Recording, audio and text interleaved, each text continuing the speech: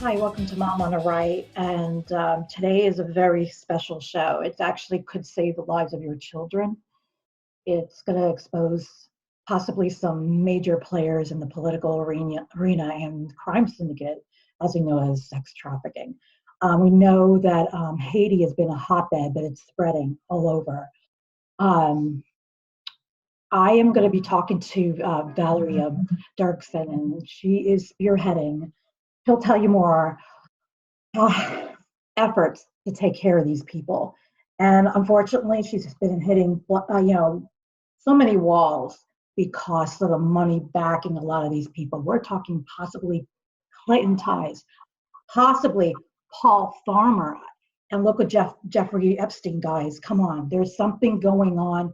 We need to move. And she's going to talk about the main culprit in a lot of this, because everything seems to be sent, here's the center, here's him, and everything, we're talking big names. So Valerie, thank you so much for bearing your heart, your soul, your money to stop pedophiles. And I know Michael Islandfield has been part of that mission. So let's talk about your organization, how you got involved, and where are we with Michael Islandfield that continues to escape justice. Okay. Well, thank you for having me, and thank you for your interest. Thank you on behalf of the victims. If you ever speak to them, you would just know why I'm here now. This goes back to 2011. I had to start a nonprofit because of all this, because no one seems to be addressing helping the victims. And imagine being a victim in Haiti. It's even worse. I mean, they don't have 911 to call. They don't have an emergency room to go into, and it's very sad. And they're all my heroes, and they have the character of a lion to be able to fight against what has now been exposed to me, and I knew nothing about that something like this existed in the world. So in 2010, I was asked to join a group to promote a dance troupe that came out of an orphanage run by a man, an American, who had been down in Haiti running this operation for over 30 years. I knew nothing about him. I went to school in Germany. I speak German and Dutch fluently, a little bit of French. I had to take it just cursory French, so I can understand it and I can read it, but I'm not really proficient in it. So I was asked to join this group, and I'm a real estate broker during the day. So I was working the whole day. I managed to get to the meeting about 15 minutes early. I think it was a 7 o'clock meeting. I was there 6:45, and I was told, "Didn't you hear about the earthquake?" And I said, "No, sorry, I didn't. I was running around doing my business, trying to get here on time." So they didn't know if the meeting was going to take place. Long story short, a lot of talk on what they would do to promote this. I'm in Rotary. I've got a lot of connections in my community here. And they asked me if I wouldn't chair this, I think, honorable mission to sponsor this dance troupe from an orphanage with quote unquote street kids, the poorest of the poor. These are all terms that they use all the time, when in fact Haiti is one of the richest nations in terms of natural resources and exploitation. It's incredible. So anyways, they asked me, I'm very creative. I'm a type A, I'm an overachiever. I came to the meeting for business. I wasn't there for have a glass of wine or whatever. And maybe it was a social group with them, but I was new to this church and new to this group. And I was like, okay. So long story short, next thing you know, I'm chairing this thing. So I'm handling all the press releases and all this, and I had a hard time finding any information. One thing that they gave me, this organization called Haitian Timon Foundation gave me, was a playbook. And I remember from the beginning thinking, playbook is like if you play football or soccer or something. Like, we're talking about children, like a playbook. Like, okay, maybe that's the term in the industry or whatever, but they had a goal of making $250,000. So I told naturally everybody I knew who ever came in contact with me, my Girl Scout troop that I had with my daughter, my other daughter at college, everybody showed up for this performance. So we got them venues at Coca-Cola. We got free, anything was a free performance. But in this playbook, there were certain terms, like you had the boys, young men, There was actually only 2 minors that traveled. So when they arrived, everybody I had told was the home for boys. They're like shaving and, 22 and 26, like what's going on? So that was kind of strange. No explanation. Got weird, but again, didn't see it. I'm drinking the Kool-Aid. I'm just in it to win it. Want this to be positive. Where they're staying at one person's house, which is kind of hard to accommodate 20 young men, for showers and towels and whatnot. Had to coordinate the food, and everything's donated. So all this, 100%, they advertise 100% goes towards the children of Haiti.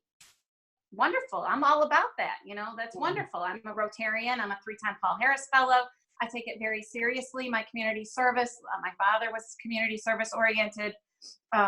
My great uncle is Senator Dirksen. He did the Civil Rights Act. So I think it's kind of, in our family, let's say that.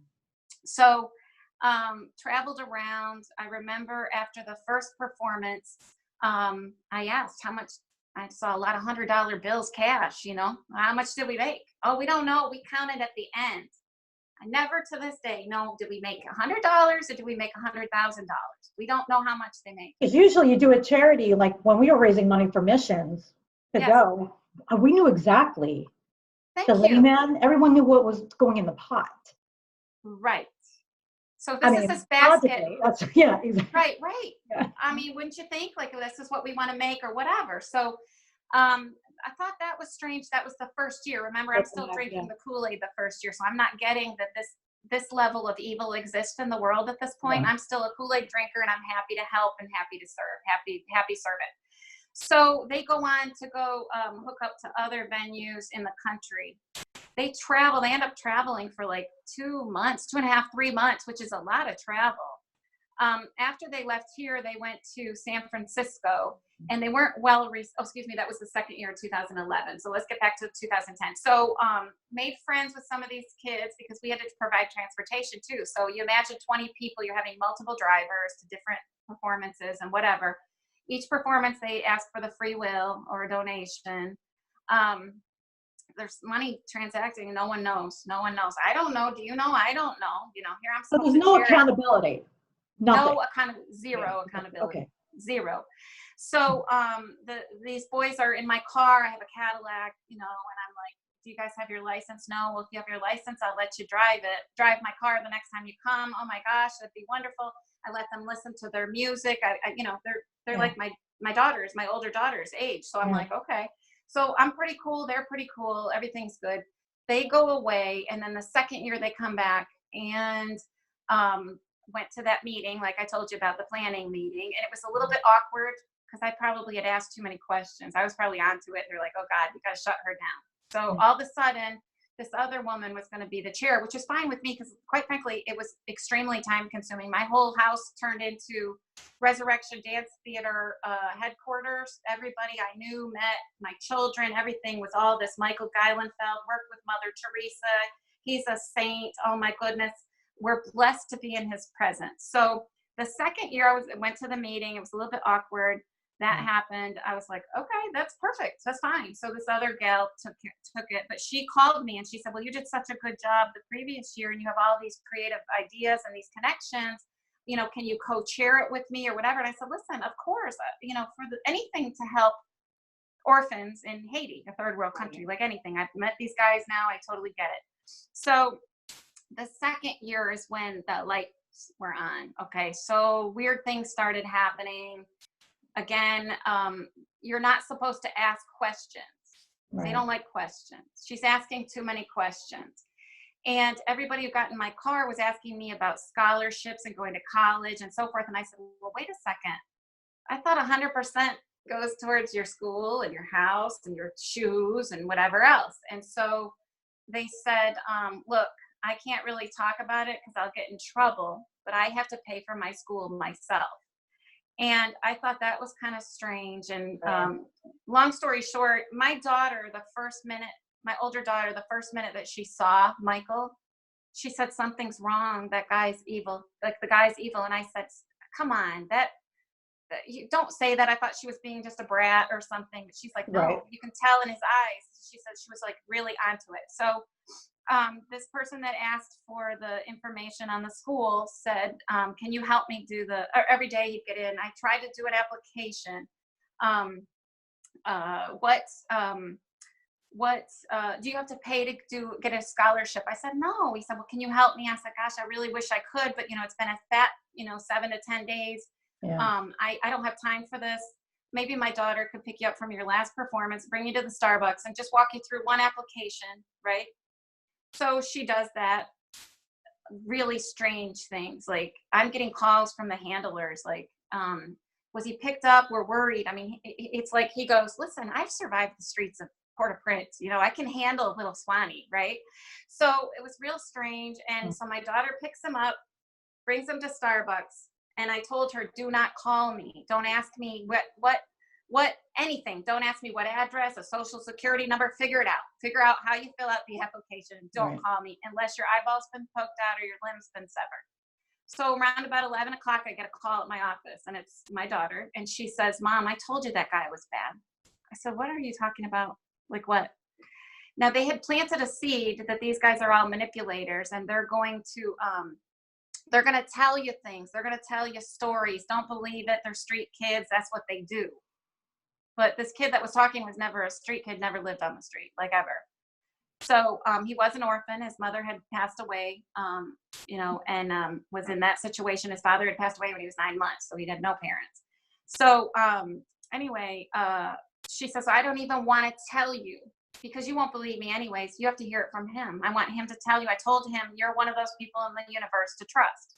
You've gone out into the community, told everybody how wonderful this organization is, and you need to know. So I said, okay. So I grabbed my friend from Chicago. She's a charge nurse. And I said, hey, let's go eat some Chinese food. We're about to hear something. I don't know what. She said, okay, this should be good. So we go, and he's very hesitant to talk about it. He's very nervous. He said, I could get in a lot of trouble. I said, okay. I said, well, tell me what's going on. And he said, Michael can't go to some places. I said, okay, why? Well, he likes boys. I said, he likes boys. Like, what do you mean? Like, he likes boys? Likes boys. I said, okay, what places? Well, Boston and Detroit. Were there warrants out for him at that time? No, there weren't. No. But in his mind, he had heard there had been charges in those cities. So he's been charged over 10 times in 30 years and gotten away with it. Yeah, because it starts in says 87, 89, 90, 95, 97, 98, 2002 to recently is 2015. Right. Mine was 2015. My arrest warrant's from 2015. So he is what you would call like a serial offender. He's a level 3. He's going to offend again. He can't control himself. Victims have approached him. The first generation that was there in the 85 that were abused have approached him and said, you have to stop abusing these little boys. So he said he can't help it. That's what turns him on or whatever. That's what he's told victims. So in 95, he was accused in Detroit. And so again, this is really hitting me at lunch, right? And I have to work. I'm behind. Oh, yeah. So I go back to my office. I'm looking at my pile of files that I have to go through, and I'm thinking, okay, Valerie, you have 20 seconds to remotely verify anything that you've just learned. So I Google searched Michael Geilenfeld abuse Haiti. Bam, there it all was. Mary Colehouse, her whole testimony, that's from 1990. That was combined with the information from the court documents from 1995. So I still, drinking the Kool-Aid, could not believe that I could be so stupid to support a pedophile. Okay, like I couldn't bring myself. So I said, well, wait a second. Anybody, maybe someone's mad at him, but how would you be mad at him? He's supposed to be like Saint Michael. You know what I mean? Like he's divine. You're blessed yourself to be in his presence. So I Google searched Mary Colehouse. And well, first of all, I went in the bathroom and threw up because I was just that upset reading her testimony was too upsetting for me. So this is again, early on in my investigation. I had to read it several times to really process it. And this was already on record, like you said. I mean, because Listen, guys, I know when you're watching this, you can go online and do your research yourself. I did. And like Valerie, it was like, you're probably like, what the heck is going on here? I mean, it's all over Google, and you got it verified. So you're in there, you're sick, your stomach's all messed up, and you have children of your own, and you're like, oh my gosh. The orphans, you're going to abuse orphans with no mother to show up and fight for them. Like, that was too much for me. I know my mother would, I don't even know if I've told my daughter, if anything were to happen to her, I don't know what I'm capable of. So you might as well just Mama bear. That's right. Bear. I said have nobody. No, nobody. You're their mama bear. They've told me and trusted me. Well, at this point, I've only talked to one victim, but then I read all this, and then I'm in my mind saying I could not possibly be so stupid as to support and not see this. And how could Sarah have seen this, my daughter? How did she see this and I never saw this? So I think to myself, okay, let's be logic and an adult. Anybody can say anything on the internet, right? That's true. You got to check everything. Yes. That's right. So I said, okay, well, maybe let me check this Mary Colehouse. Who is this woman that wrote this testimony? Who is the Karen Davis from Detroit? I reach out to Mary Colehouse. She calls me back. She said her phone rings 2 or 3 times a month with people asking about Haiti and Michael Geilenfeld. She is a youth minister in Minnesota and a lovely lady. She's a lay member of the Catholic Church. And in 2003, now this is really going to give you a permanent wave here, okay? I know you have flat hair. Maybe did you flat iron it? Because I'm about to give you a permanent wave. Are you naturally flat like me? I'm naturally flat. I just slicked it back because I didn't want to deal with it today, girl. Okay. So I'm trying to give you a permanent wave here. So poor Mary Colehouse, who did the testimony in 1990, she's at a conference for the Catholic Church on sex abuse. It's run by the Vatican's man to handle it, Archbishop Gregory. Archbishop Gregory, as luck would have it, is from Atlanta, Georgia. She goes up to Archbishop and she says, I was involved in this situation with Haiti with a man, a former brother. He claims to be a former brother, unverifiable. I talked with the Reformation House in Los Angeles. They said there's no truth to any of his story. He's never been asked to verify anything, any paperwork. He'll tell you some story like he was involved in a fire. The Mother Teresa, that's a thing. Mother Teresa, not verified. I contacted India. They won't comment. Contacted the house, and I went to the house in Pele in Haiti. So I mean, I feel like I've done my due diligence. They don't know him. You know what I mean? Like they don't know him. They don't know him as a brother. So anyway, Mary Colehouse went up to this guy, Archbishop Gregory. He's now been tapped to go handle the sex problem in Washington, D.C. Great, because in 2003, 13 years after Mary was touched by this situation and did her very best, she said, this is going on. Those victims need your help. So he said, oh my gosh, of course, send me a letter. She sent several letters. I have copies of the letters. No answer. In German, kein Anschluss unter dieser Nummer. No one's answering the phone. You know what I mean? Like, who's Mary? So it's interesting because my younger group that got the arrest warrant from October of 15 would not have been victims if Archbishop Gregory had done his job. He is responsible for my younger group. And this is just the group that have stepped forward. There are hundreds of victims from this vile human being. So this really bothers me because this puts the Catholic Church right on the square for why haven't you done anything? You know, this man is down there claiming he worked with Mother Teresa. I mean, to me, if I say I worked with Mother Teresa, that meant we went for coffee breaks and met at the water cooler. Right. He didn't work with Mother Teresa. That's a total lie. It's a total lie. He also claims he was the first American brother with the Missionaries of Charity. Well, to become a missionary of charity, MC, it's like 13 years of discernment. None of the time on his time schedule allows this. If you follow what he claims through the years, nothing adds up to a 13-year window. The other thing is, according to the Archdiocese of Port-au-Prince, they don't have a record of him. They would have to invite him, their archdiocese would have to invite him into their country. There's no record of inviting him ever. And they would have to sponsor him, or he would have to have a sister church up here sponsored him. He's tic-tac-toed over every sex trafficking country. Vietnam, Cambodia, Laos.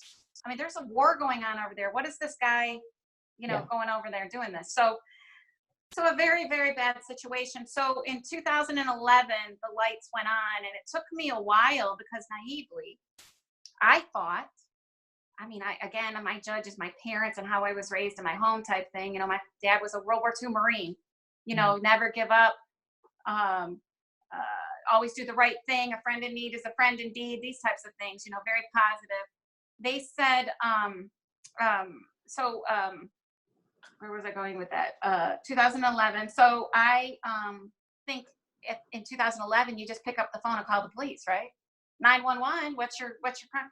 Right. Well, we meet in July of 11.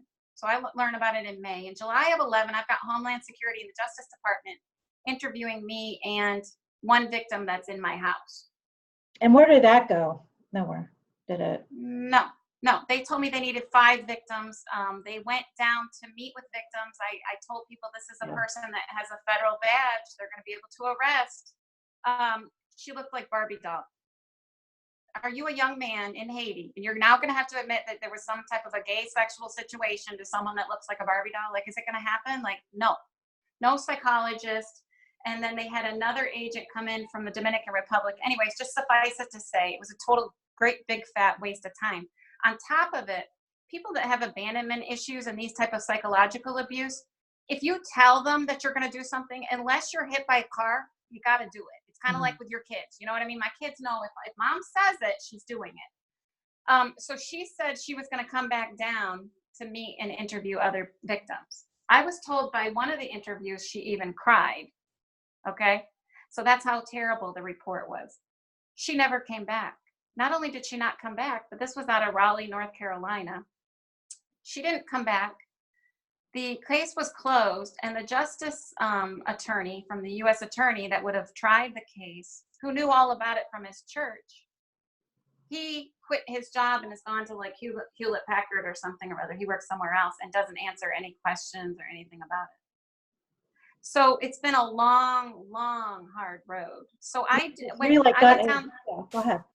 So I went down to Haiti in, let's go back a bit.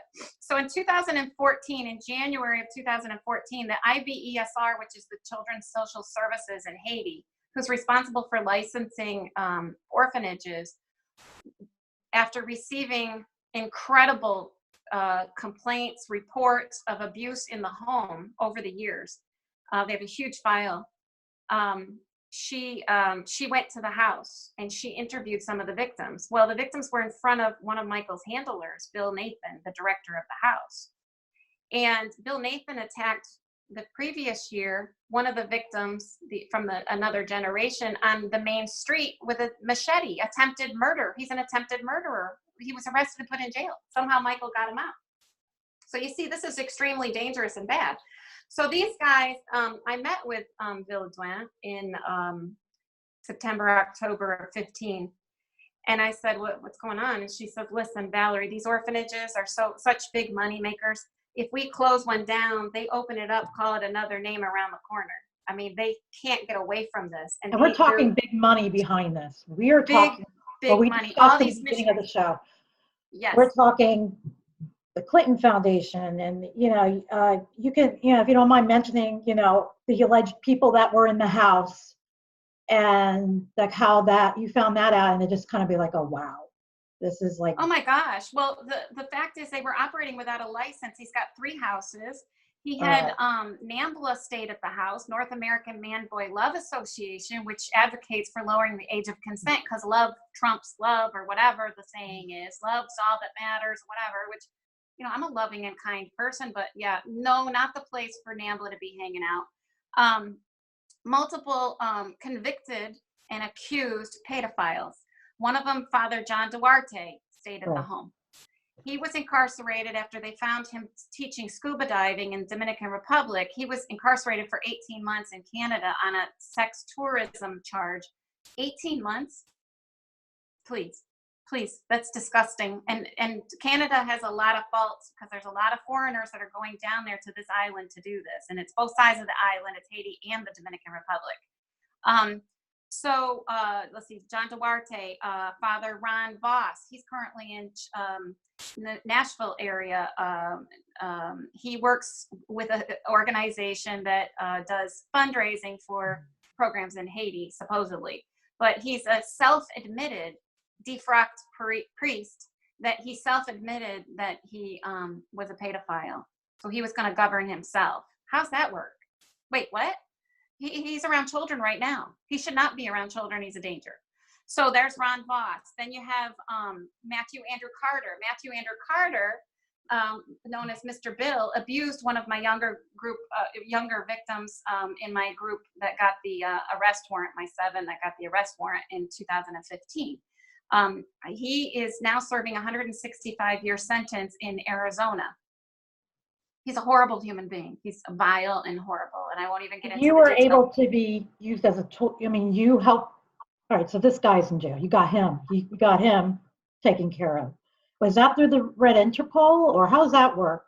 Okay, so here's what happened. So I went. So like I said, going back to this timeline, in January of 2014, Madame Villadoin goes to the house at St. Joseph's Home for Boys, and she interviews some boys, and she closes down the home for minors.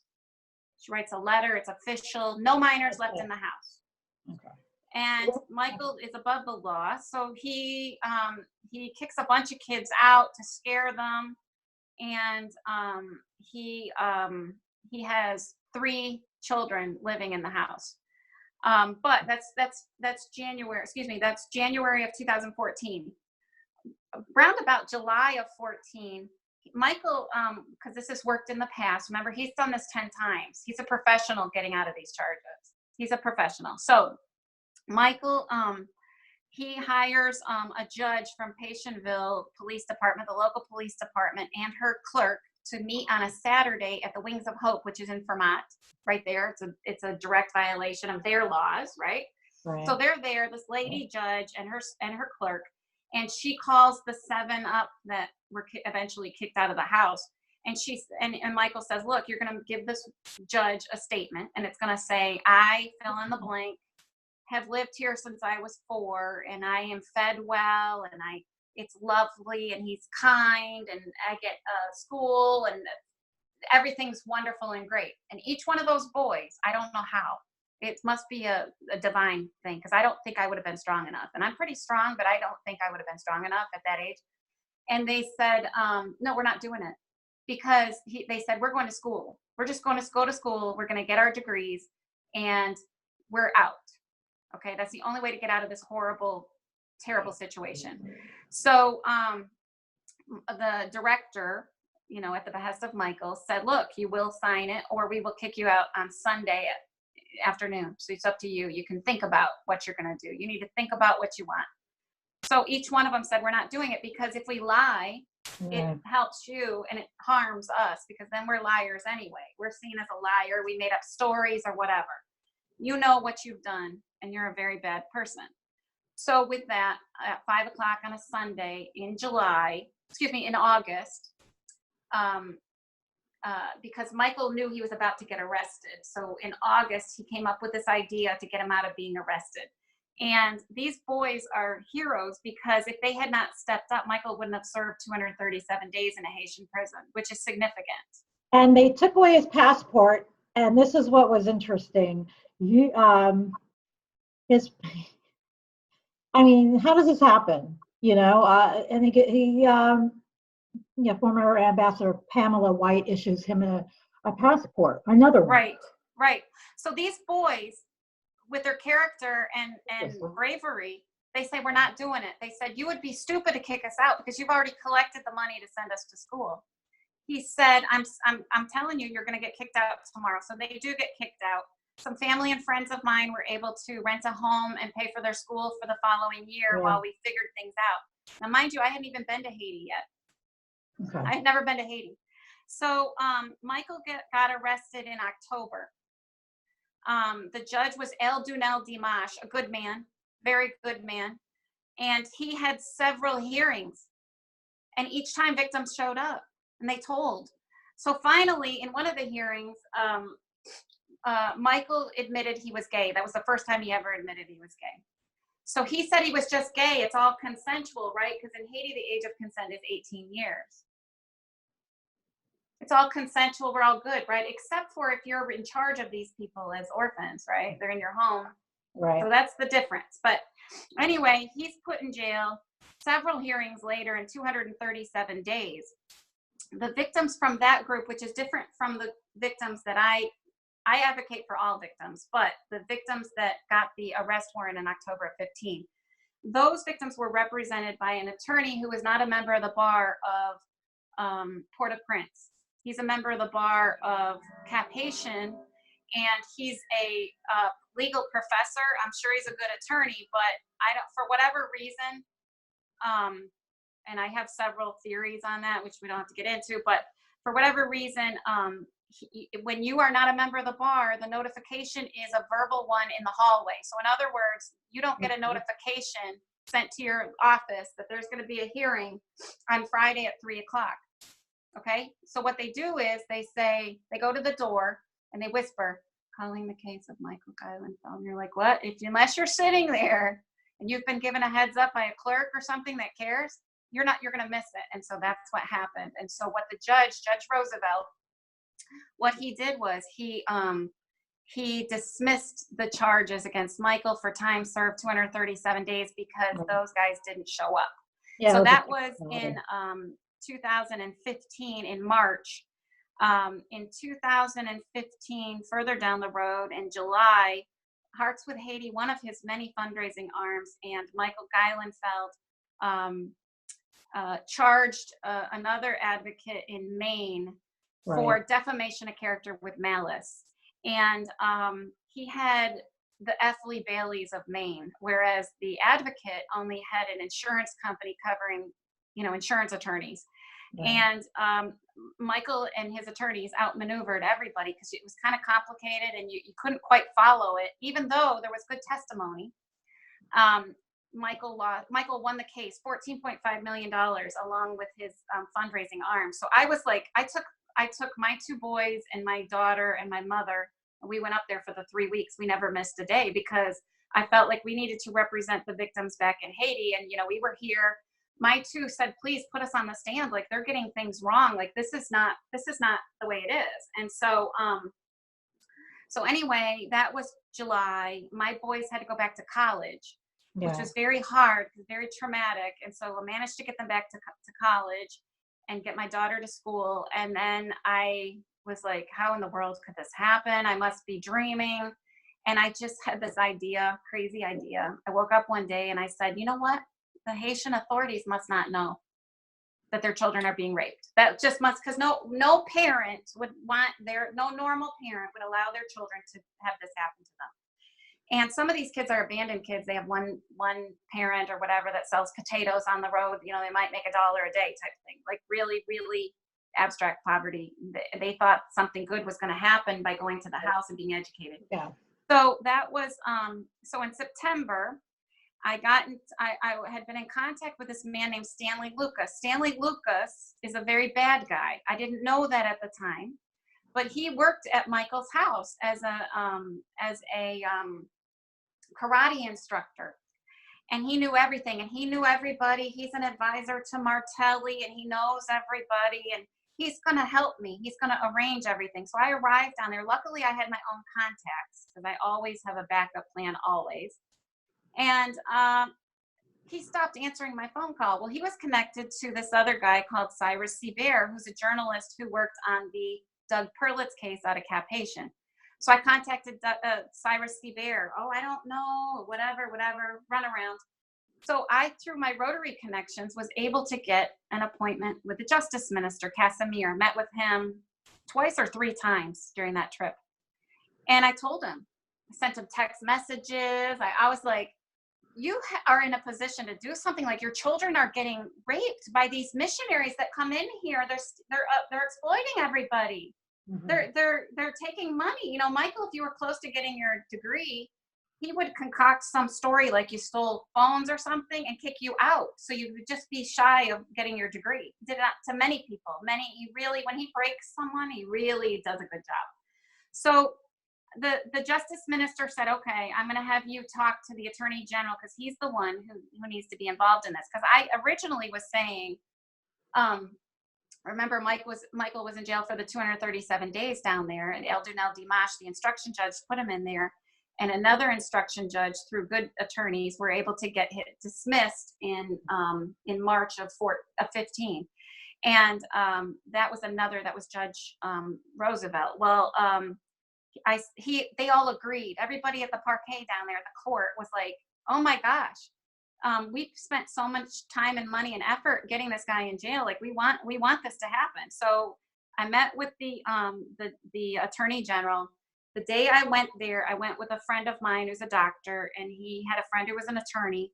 And the doctor showed up at my hotel with a pile of papers that were handwritten notes from these victims, because they said they wanted to go with me to speak to the attorney general themselves, because they really believed in justice. And they didn't want me to go alone. And I didn't have anything other than, this is a bad person.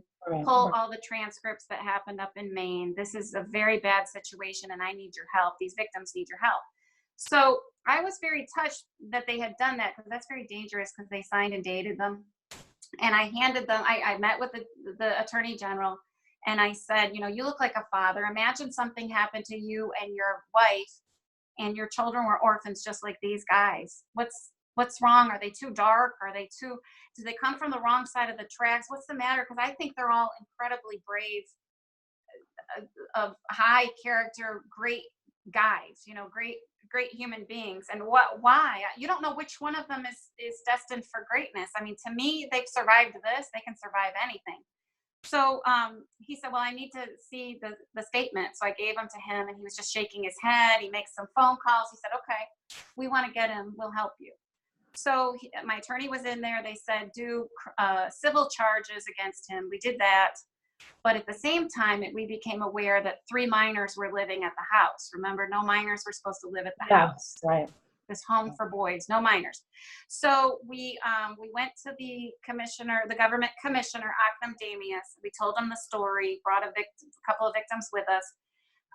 He was really ticked off. He says, oh no, something has to be done. So had to go get a judge's clerk, police escort, the attorneys, and we had to go over to the house and do a search warrant. Michael was in the house. He left and ran away, left his phone and his laptop. And the judges witnessed 3 minors coming home from school. So they were able to testify. Were they able to get into his laptop or anything like that? Well, we're dealing with Haiti. So Michael has been operating in Patientville for a long time. So the responsible assistant director was there, Wellness Congus. So that's a whole other story to get into. Yeah. So Wellness said that he let us into his room, and they looked everywhere. He ended up hiding underneath the car, and that's the one place they didn't check, but they were all over that house looking for him. And they gave those belongings back to Wellness, and they said he had to bring them on Monday because it was a Friday that we did this. So I feel like there was a little bit of corruption there. Maybe they knew him. Maybe he, I don't know. I didn't see anything happen, but, they were given back to him. And I did see them given back, but, I'm on a street as a female, you know what I mean? Like, I'm like, oh, what am I supposed to do? But anyway, we took the judge's statements back to the commissioner, Akram Damius, the top prosecutor in the country. He's a good guy. And he immediately signed the arrest warrant.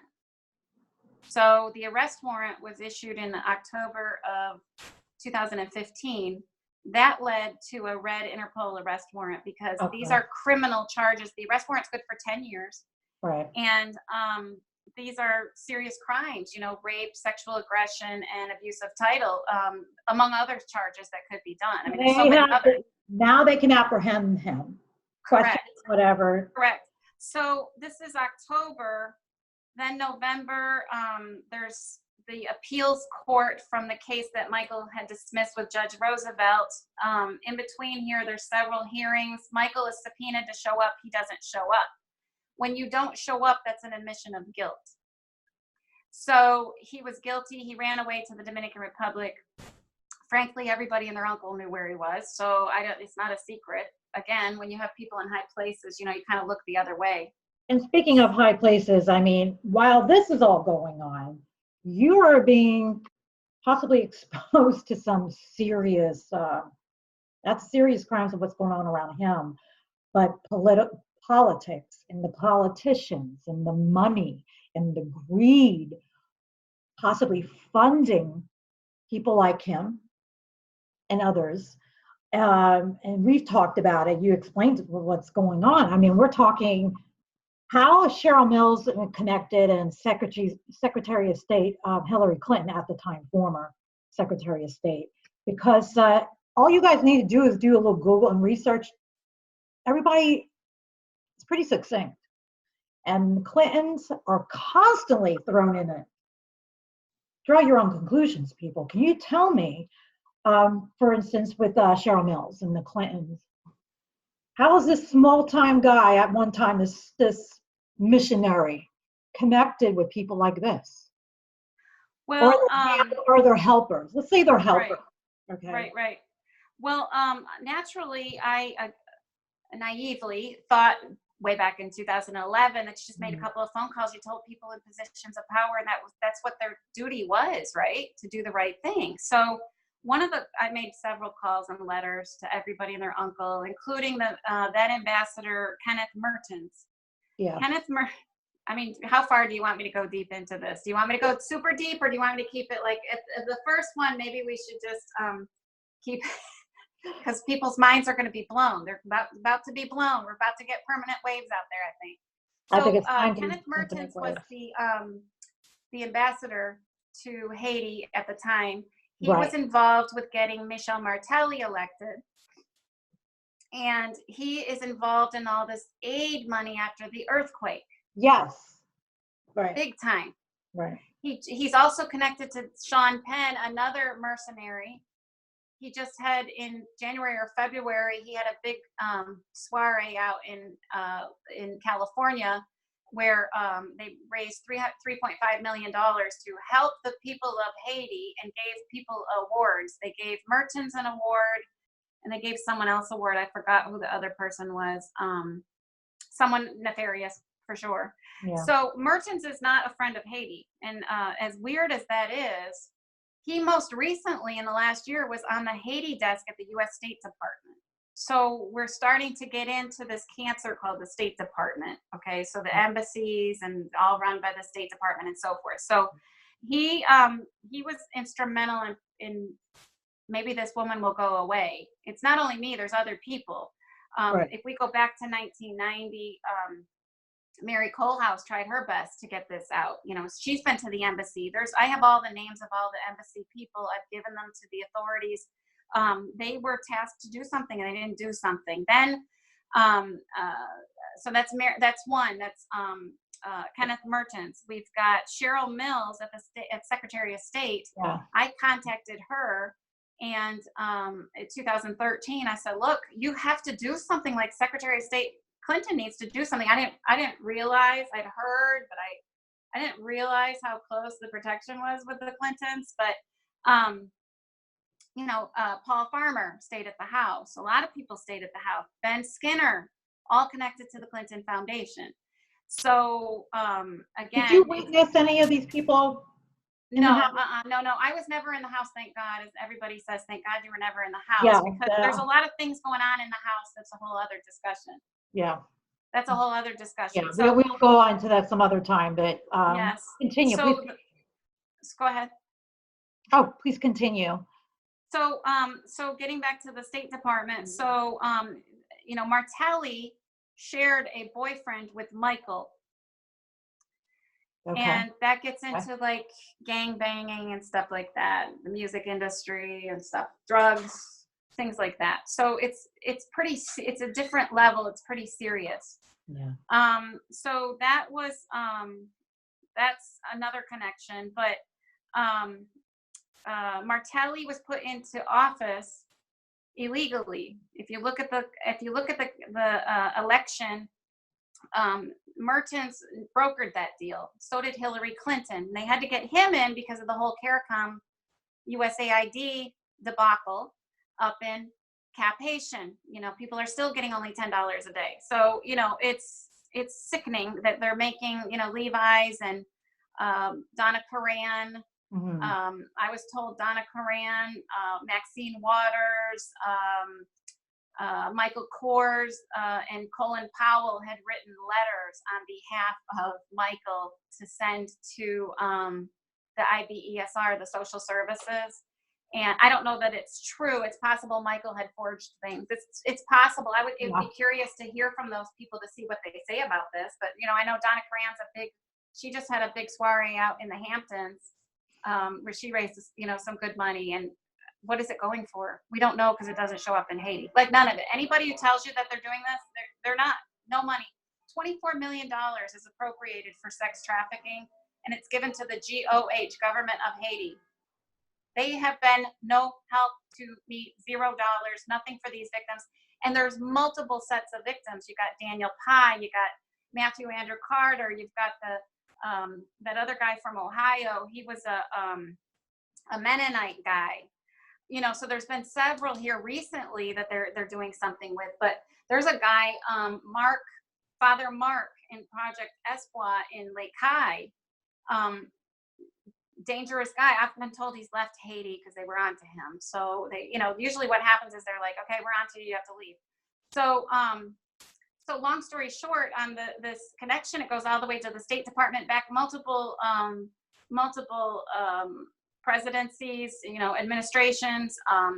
They all know. So after Mertens left and managed to weasel his way into the State Department on the Haiti desk, can't think of a worse person to be on the Haiti desk. I can't. You really have to get up early. He's a friend of Bill. He's just a very bad guy. So you have Pamela White. Pamela White is an interesting one, very connected to the Clintons and the Clinton Foundation, right. Career diplomat. And she's the one, because after Michael was arrested and incarcerated for 237 days and he was let go, Justice Minister Casimir had made him surrender his passport until this matter was settled. He was not to leave the country, okay? So the borders were supposed to be sealed, which is a joke because that's why all the drug dealing is going on, because it's open borders. But anyway, how did he get out of the country to go up to Maine if he didn't have a passport? Well, the only person that can do that is Pamela White, the ambassador. So she arranged for him to get a passport, and on his way he went, and he was able to show up there because it was important for him, since he made those charges, it was important for him to get up there. Yeah, and you know, and it gets worse because yes. It's not like trafficking. And once again, guys, I mean, do your own research, you know, and I encourage you to do your own research. I did. And what struck me was not only trafficking, human trafficking. We didn't even get into the tourism part of it. Right. But organ harvesting. So, you know, Valerie, you're like, or this is one thing you're hearing, then you got this guy getting away with everything. And you're hearing about his ties and the big machine around him. And it's your organ harvesting as well you're hearing about. How, at this point, do you just walk away? You know, if you were to meet these victims, right, and talk to them and have them share their stories with you, you would be the same as me. I think everybody would. You know, they're everything that's good in the world, you know, and they deserve a fair shake. And my hat is off to them, and I respect them so much for saying this has to stop. Like this, want to expose it all. They want to expose it all for the truth at great peril to themselves. You know, this is very dangerous for them. And it looked like that was going to happen because Michael landed in New York City. Right, and he was picked up. Okay, so let's get back to our little timeline here. So I get the arrest warrant in October of 15. He does not appear in November to the appeals court for that other case that put him in jail for 237 days, and he was released. And so not answering a subpoena is an arrest warrant issued, right? So he can't get out of it, no matter how tight he is with everybody. I mean, these are steps that have been documented. Like we can't lose the paperwork. You know what I mean? Corruption's not going to get out of this one. So he goes and runs away to the Dominican Republic, where he was in Anamuya, which is north of Igwe and Bavaro, running an orphanage that's supported by, I think, a Canadian group, one of his Canadian fundraisers, Broken Wings. They combined with a new one. I think it's Haiti Education, whatever. It has a different name now. I can't remember what the name is, but the Broken Wings was run by Peter Ivinson, and he, quote unquote, retired. I doubt that. And he knows about all of this, all the accusations, 10 times in 30 years. So the thing that bothered me, so this is 15. So I'm reaching out to all these NGOs that are getting money to help. Kein Anschluss unter dieser Nummer. No one's answering. Hello, ring, ring. No. Oh, hey, thank you for what you're doing for Haiti. What? Wait, what? How am I and my family supposed to do this? Wait, aren't you getting, Ashton Kutcher's group just got $280 million in April for software. Tell a victim. Grace Farms, they build a $5 million building. You tell a victim they're building a building to help them. You go ahead and tell them there's just a conference that's going to be had to help you. It's another meeting, it's another conference, it's another booklet, it's another t-shirt and a bracelet. That's what happens. And so, so that was, and I've talked to all of them from that point. One of the people I talked to was, and I've talked to since 2011, one of the first people I contacted about this was a guy by the name of Rod Katabi. Rod Katabi was the Homeland Security chief who did the investigation on Doug Perlitz and Cap Haitian in 2007. So he seemed to be with the program. I mean, he's on it.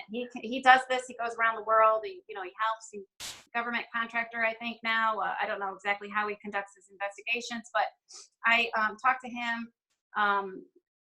Arranged for victims from my group and victims from the older group to meet with him and his team and give a statement. And they met with him 3-4 times. He did an affidavit for a court up in Maine, a state court up in Maine. Okay. If you read that affidavit, it's out there on the internet, and it's very disturbing. Every word of it is true, and it mentions a lot of people in there, like Matthew Andrew Carter. Some people are unnamed, like some pastors, but I know who they are. And I think it's because, at some point, without action, these victims need protection, and someone need to keep as anonymous as possible. They're all prepared for their day in court. But that's, it just goes on and on and on. And so that wasn't even enough. And so everybody who knows me, this is on my heart. It's a box of rocks I carry around every single day. Mm-hmm. Every morning I get up, I have this box of rocks that I put on first. So I was talking to a friend of mine with connections in the Dominican Republic. And she said, you got to go talk to my cousin. Okay. What's he going to do? Is it going to be the same old, same old? No, he's one of us. Because she's like disgusted too. Yeah. And she needs to be anonymous because she's highly connected. So yeah. I can't even tell you how many people have said, look, don't use my name. So I go down there in the first week of March, and I meet with a retired general, her cousin. I meet with a general that's a current active general. I meet with a colonel in charge of Interpol and like a major. And a translator. And so they had already had all my information because I had previously sent it down. Right. And they're like, what is it exactly that you want? I'm like, can you imagine being these victims that have done this? They said, first of all, we want to congratulate you on all of this that you've collected. This is like such a complete investigation. He said, okay, excuse me. I went down in September of 18. So I'm talking March of this year. In September of 18, I went down because my Congressman Woodall arranged a meeting at the embassy. Right. So I brought one victim. I brought the psychologist that talked to all of them. I brought a translator. I brought a magistrate judge and my attorney. We came all the way from Swanee. You know how hard, well, you don't know how hard it is to travel in Haiti. That's a big deal to get that group together over there from point A to point B. We're meeting in the cafeteria. She met with us for an hour. Citizen Services, Ashley Bordner. She's a mother. I said, we're meeting here. I said, this is rather sensitive. So I handled it in a sensitive manner because I was imagining how mortified the victim sitting next to me must have felt, you know? And she said, wow, as we were walking back to the security gate, she said, wow, someone very high up must be, I'm going to dig into this. I got to figure out what's happening. We went from that meeting over to the National Police Chief, Gideon, and he put us in his car and sent us down to the DCPJ, which is the like Homeland Security, CIA, FBI of Haiti. And he said, if they give me the go-ahead, I will go pick up Michael right now. DCPJ, yeah, is run by the DEA and the CIA and FBI is all in there. They're all working together. I go in there and they say to me, oh, your arrest warrant is expired. I said, nope, it's good for 10 years. They said, you would have to get the victims to come and retestify. I said, they just talked to you in June. It's September, 3 months ago. Like, yeah, no. They said, well, we need all of the paperwork. I said, well, you should have a file that is like a mile high on this guy. I said, what about Farah and George, the investigators and the supervisor for the protection of minors department right here in the DCPJ? They said, oh, they've already left for the day. I said, okay. They said, I said, I tell you what, is this your office? And he said, yes. I said, well, I have all the documents in about 12 different locations. I said, I will stay here all night and I'll print everything up. And does that mean at 8 o'clock when you waltz in here, hopefully with your cup of coffee, you're going to arrest Michael? Are we finally going to do it? And they're like, calm down, be patient. I'm like, it is 2018. I've been on this since 2011. Like, I think I'm not a patient person by nature. So I've learned patience through this process.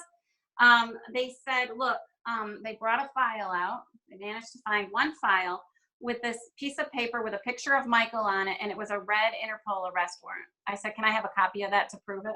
They said, well, look, we're looking for him. I go, Helen Keller could find him. Helen Keller could find him right now. I said, you know where he is. Come on. They said, we're on him. We're going to do it. You just need to be patient. Some things need to happen, whatever. I said, okay. I said, can I get a copy of that active red Interpol arrest warrant? They said, yes. You can't get a copy of it. So when I can't get a copy, like, I'm kind of like, is it real? Or did someone just like, Photoshop something? You know what I mean? So, and they were very quick to just kind of like, look, and then close the thing. So I barely saw it, So when I went to meet in the Dominican Republic with the Interpol, I told them I had seen it. So I'm a witness to seeing it, but is it active? Is it valid? I don't know. All I know is all my paperwork that I have, the arrest warrant, search warrant, what led to it, statements, and so forth. I said, that's what I do know for sure. So the Interpol guy, Colonel, said, it is active. It's right here. It's on this arrest warrant signed by this judge. So, well, that's the judge that signed my arrest warrant. Okay. So they said, are there any victims here that we could talk to? I said, yes, of course. I don't know if they'll talk to you at this point. Do they trust anybody at this point? You know what I mean? Like, they've talked to everybody and their uncle, but let me see. So I got 2 of them to meet with them at the Basilica in Igwe. And they were blown away. Okay, it was like a 40-minute discussion.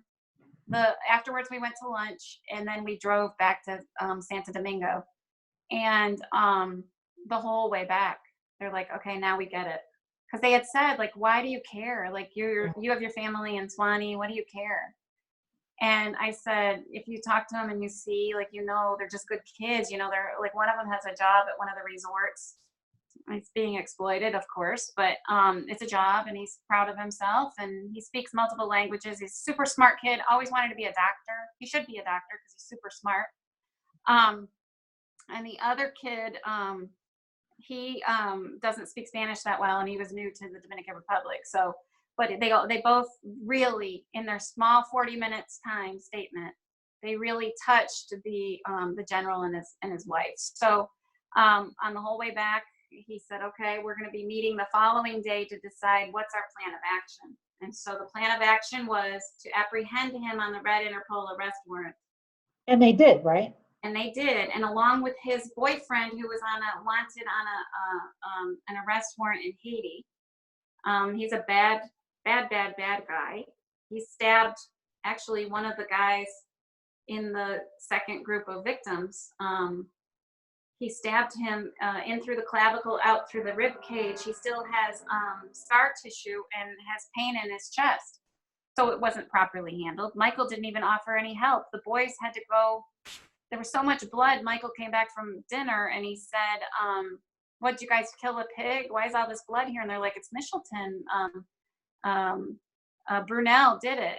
And then the director said, but don't worry, I have Brunel down at the police department. He's in jail. And Michael said, well, you better go get him out. He's the only reason that I'm in this godforsaken country. Mm-hmm. So with that, somehow he got able to get out. Of course, he's a bad guy on drugs. So it wasn't long after that he went to the Kenom Hotel and he shot a Haitian artist, performing artist, recording artist in the face and stole his gold necklace. And so with that, he ran away to the Dominican Republic, and he's been at this home for boys. I can't think of a worse person to be around children. I just can't. I'm seriously trying to think. I can't think of a worse person. So, I went down there. They said, okay, well, we're going to apprehend him. They apprehended him and held him for 2 weeks while the HSI was doing their investigation. We can't seem to get any. We can't seem to get travel paid for. By the government. Is, I guess I understand there's constraints. I said, look, I'm sure there's a bunch of advocates that I could get together to get your ticket to go down there. Nope, you can't do that because that's I'm not allowed to accept that or whatever. And I'm like, okay. So anyways, he has been down there. He's spoken to victims. He plans to go back. I believe he's a good investigator. He was involved in several big cases, including the Matthew Andrew Carter case. Each one of these cases is different and difficult. Mm-hmm. He told me that he's on the Southern Florida district of Homeland Security office. And he told me 1 or 2 of these bad guys a week are getting apprehended. So it's an epidemic. I mean, we can see it in the headlines. We discussed this before we went on, like with Jeffery Epstein. I mean, and if just read the headlines. I mean, I think the House of Cards is starting to fall. Please God, from your mouth to God's ear, but I know, I've thought it about 100 times. So it's like the letdown is always so bad, but I think we're on to him now. I think we're on to him. I don't know how, because quite frankly, these victims all need psychological help. Mm-hmm. They need welfare help. They need to get on with their life. And life in Haiti is very hard, especially if you've turned against the system as much as these guys have. So like I said, they're my heroes. And I believe the sky is the limit. One of the guys that I adopted came here missing a front tooth. The tooth next to it was dead, and he had some other dental work that needed to be urgently done. Yeah. And he didn't understand. He didn't quite understand. It was the first thing I did, because I was like, I don't want my kids showing up at the school. Especially Americans, we love our teeth, right? Yeah. So I had to explain it to him. He said, really, it doesn't bother me. I said, look, it's a health thing. Your teeth and your gums, it connects to your heart. So we got a lot of dental work done by a great dentist who was very helpful here locally.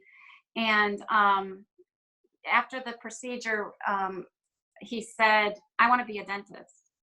Started studying everything about the mouth just on his own. Now, mind you, he's arrived on September 17th of 2013. By July 1st, he has his GED. And by August 1st, he has a scholarship for cross country to Emmanuel College. So Is this that is not miraculous? I mean, this is the, like you said, this is like, the It's too potential. far out. He never even believed it. He's the Um, kid that, okay, so let me tell you about Emmanuel College. So Emmanuel College, so like 3 people said, have you checked out Emmanuel College? No, but gosh, you're the third person. So on one day he was going to get some when you're working on dental stuff, you have to come back several times. We went back to our dentist and I said, hey, we're off for the day, right? Because this has taken a couple of hours. I said, what do you say we just go get in the car and we drive like an hour and 15 minutes north and we check out this mystery place called Emmanuel College. He said, oh, well, I can't miss school. You're not allowed to miss school.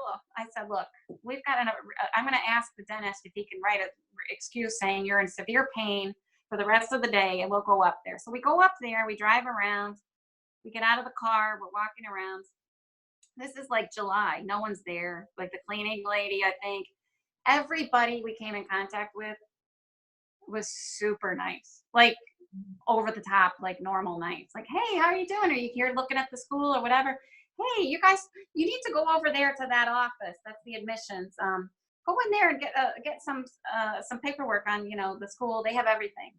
So we're like looking at each other, like, okay. So we go in there, we meet an admissions counselor, and she's like blown away by this kid, who's my heart. And back and forth, he gets accepted. I mean, he's like beside himself. Okay, this is a very happy day. So trying to figure out how to pay for it. And then they have this athletic scholarship. The athletic scholarship is for cross country. Cross country people have to run 10 miles. He's never run 10 miles. He can play soccer. He's very physical. He can do flips. He can dance. He's very healthy. But he's never run 10 miles every day, So the athletic counselor says, well, that's the only thing we have is cross country. So he goes down, the kids on his team were laughing because he went at the end of the year banquet. They were laughing when they asked him what he ran. He said, oh, I just run them off. I just run them off. I can run them off. Mm-hmm. So he taught himself how to run. Mm-hmm. This is the kid, and this is the kid that deserves to go to dental school because he's everything that's good. He has every reason to not be happy and bitter and mean and angry. I mean, he's had quite a story. I won't get into his story. Yeah. But my parents adored him. Before my mother died on a Monday, on a Saturday afternoon, she was, bedridden at the end. And he called my mother. They called my mother Gaga, and she called him Makushla, which is my dear in Irish. Makushla, you're calling me. We miss you. I'm here with your mother. We're having tea. Are you coming home? Are you calling me to say you're coming home to visit? And he said, no, Gaga, I'm studying. I have to study for a big test on Monday. I just was calling to see how you were doing. And he said, so everyth's good or whatever. And I'm studying. And she says, I know we're very proud of you and it's very hard and whatever. So she hung up the phone. It's like 3, 4, 5-minute phone call. She must have talked about it till her last breath. She said, what college kid on a Saturday afternoon is calling their old grandmother to see how they're doing? Right? She goes, that kid, he's going places. Like, I don't know, but he's on the Autobahn going somewhere because that just speaks to who he is. And he loved her and she loved him. And he was very kind to both of my parents, especially in the end. And,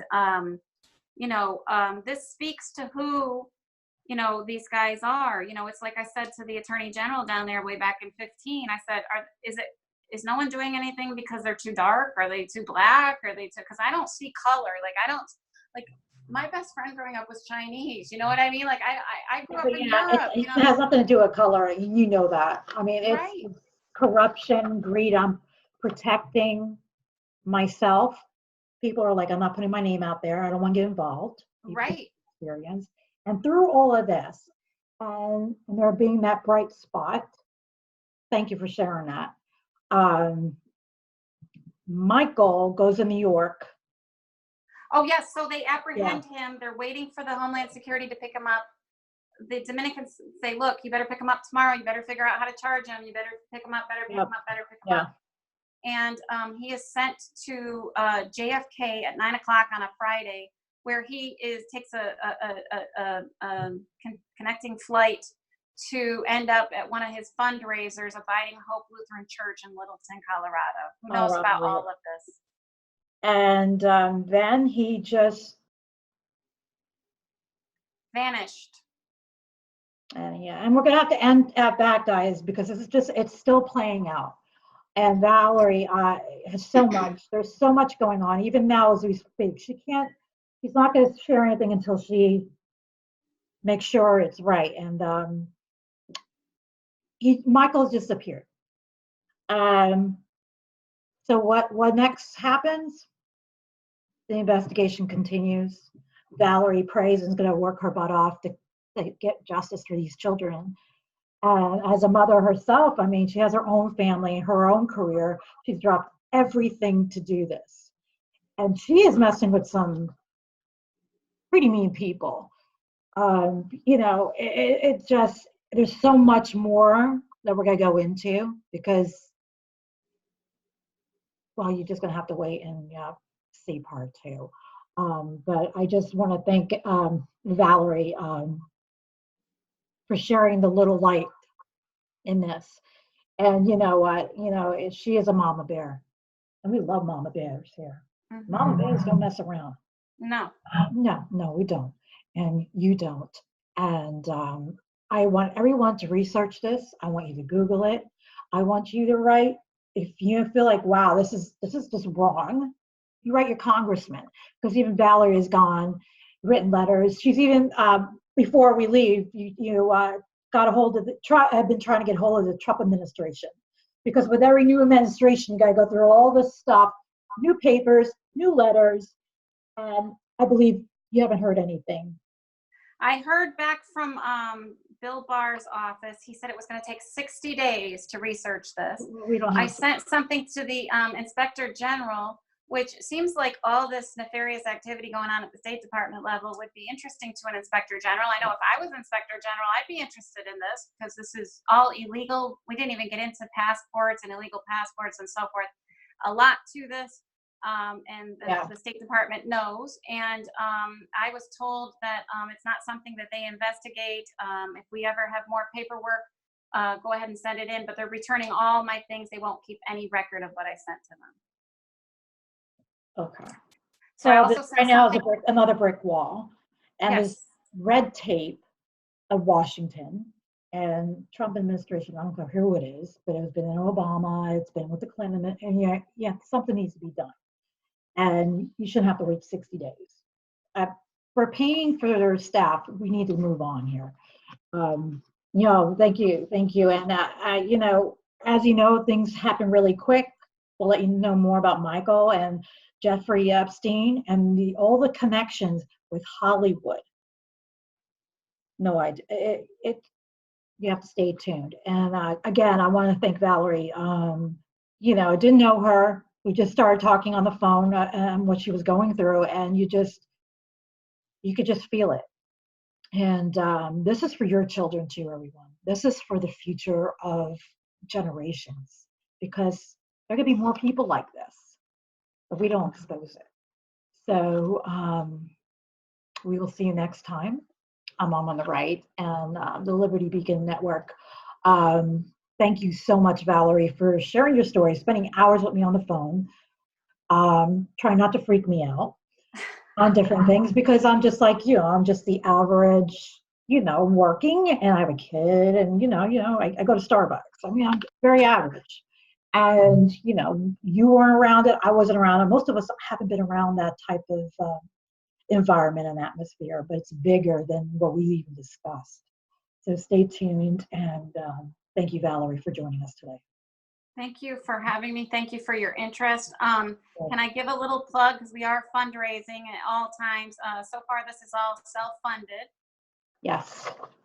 So, plug, baby, plug. Yes. Okay. So anybody is welcome to call my cell phone, and I will answer.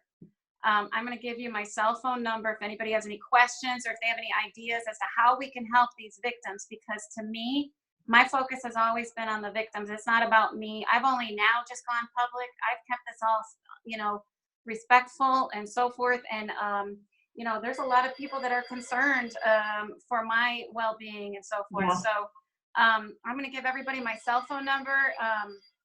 I do have a nonprofit. It's called ICRAS, International Children's Rights Advocate Society. It's icras8.com. We keep getting hacked, so I don't know if you'll be able to look it up online. I wonder who would be interested in hacking ICRAS 8. So we are asking for help, ideas, assistance with these victims, because they deserve our respect and our help and our admiration. And I feel like they have a lot to give to this discussion and to this international dialogue, because it is the third world countries. It's all over Africa. It's all over the Dominican Republic and Haiti. Like, it is all over it. So my cell phone number, and I answer my cell phone, is 678-313-8437. So if anybody out there in listening would be interested in talking to me about this problem, or if they have any ideas, if they've had any similar situations, if anybody has had any dealings with Michael Gaylenfeld, I've seen him flip out a couple of times, which is kind of scary, because he goes from being the saint to scary pretty quickly. And so it's possible there's many other victims that need to come forward. There's hundreds of victims in Haiti. There's a victim in Scotland that is just a fabulous human being. I've spoken to him for a number of years. There's several victims that are here in the United States. Honestly, the ones that are in the United States, they're trying to get on with their life. It's a little bit easier to get on with your life here because you leave that kind of behind. But when you bring this up, it's like they're reliving it all over again. So I would like very much to cure this for them as a gift. We have psychologists that are interested in helping. One of the first things that I did was had my younger group of victims speak to a psychologist, because I said, guys, this is a big fight, and it's going to require a lot of strength, psychological and emotional strength. And I need to make sure you're up for it. So that psychologist is one of the ones that went to the embassy with me. So he's a fabulous guy, and he's uphill battle. He's trying to do a mental health program in October. He's looking for help. I don't know if there's anybody out there listening that would be interested in helping him, but he helped way back when we had like nothing. We were just starting at the beginning, and he wrote the evaluations on all these victims. So I think he's one of my heroes. He's one of the good people in the world. There are good people in the world. The story is not about everybody's bad, because there are a lot of good people. And I think you're a good person, Corine, for even listening to me. Oh, I adore you. And the Liberty Beacon, certainly, for even wanting to get this out there, and all the work that they've done. They've done a lot of good work on exposing this terrible crime against humanity and public health crisis. And I commend you all for that. So thank you. It's an honor and a privilege. And all right, everyone listening to this, get in contact with Valerie. Hopefully the website's not hacked, like you said. You know, we're seeing this in conservative news with Google and YouTube. They take down my videos. I don't even say anything bad. All I have to say is conservative or faith. The trick is done. But anyway, please, any psychologist, anyone who can donate their time, phone counseling, money, you know where your money's going. All right, watch where you spend your money and donate your money. It's so important, because you don't know where it's going. Do your research before you donate. Valerie's legit. You need to help her cause if you can. Again, thank you, Valerie, so much for being with us. And we will be back with Valerie if she has time. We got more breaking news coming up with this. It's just unraveling. You guys stay tuned, and thank you. Thank you, Valerie, again. Thank you. Thank you.